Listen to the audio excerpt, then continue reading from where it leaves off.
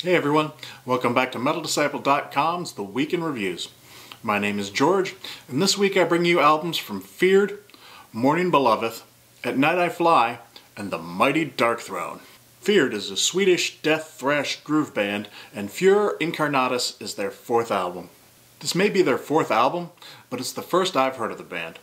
This was yet another one of my purchases I made after searching around on iTunes. I hadn't heard of the band, so I listened to some clips, and I liked what I heard. Ola England, the band's guitar player, also currently plays with 6 Feet Under and another band that I reviewed a few weeks ago, Sorcerer. What got me to throw down my hard-earned money for Furor Incarnatus was that while the vocals are deep and harsh and very well suited for death metal, the music was not typical of the style you normally hear with these kinds of vocals. Musically, Feared is probably closer to Pantera than Cannibal Corpse. So combining the thrash groove music with harsh vocals that are also quite understandable was a winning combination to my ears. The production was the other element that cemented my decision to purchase Feared. The production quality on the album is very nice. The drums and guitars are thick and heavy and clear, which makes for a punishing wall of sound. The vocals are really pretty deep and thick too, and they carve out their own special place in the mix that makes them sound perfect. I'm honestly surprised I haven't heard of these guys before now.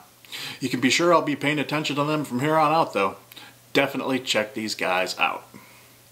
Mourning, Beloveth is a death doom band from Ireland, and Formless is their 5th album. This album almost slipped by me thanks to the complete ineptitude of the people who stock iTunes.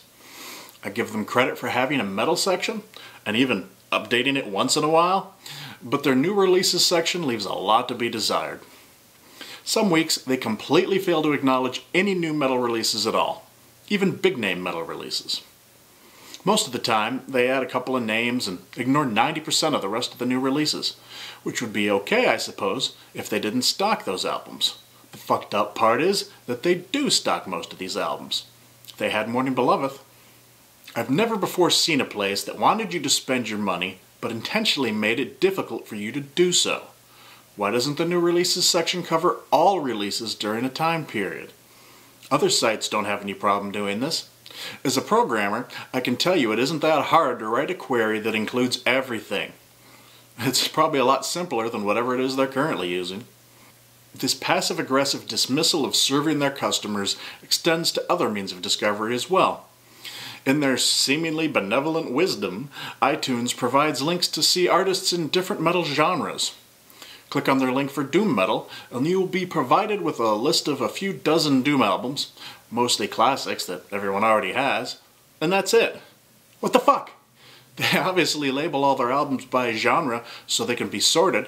How fucking hard is it to sort alphabetically and throw in some next buttons so we can browse through all the bands in that style? I'm sorry for ranting, but this has bothered me for a very long time. Apple, get your shit together, please.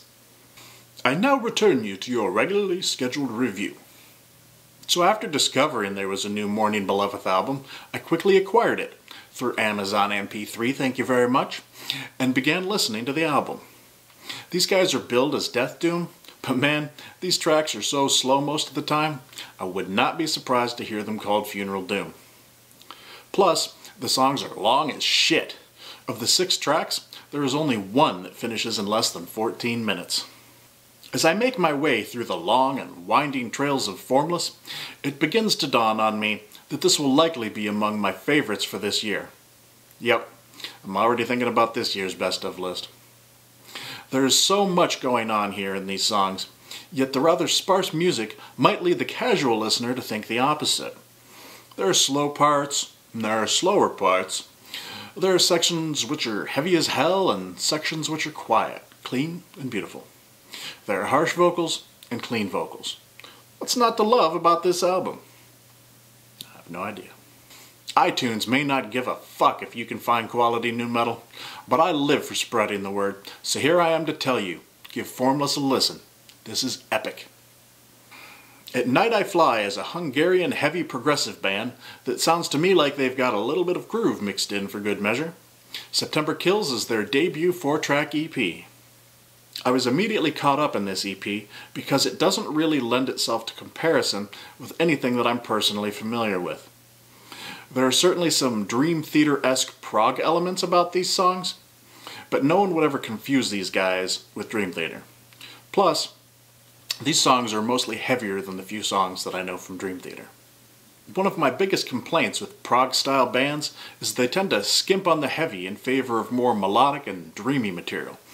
But At Night I Fly doesn't fall prey to that pitfall. Sure, the songs have a catchy melodic element, but I can bang my head to these tracks too. Another contributing factor to my enjoyment of these songs is the quality production. Sure, the sound is really clean as you would expect from a prog album, but they also pay attention to the low end, which gives these songs some serious thump. I was impressed by these 4 tracks. I'll be looking for a full-length album from these guys in the future.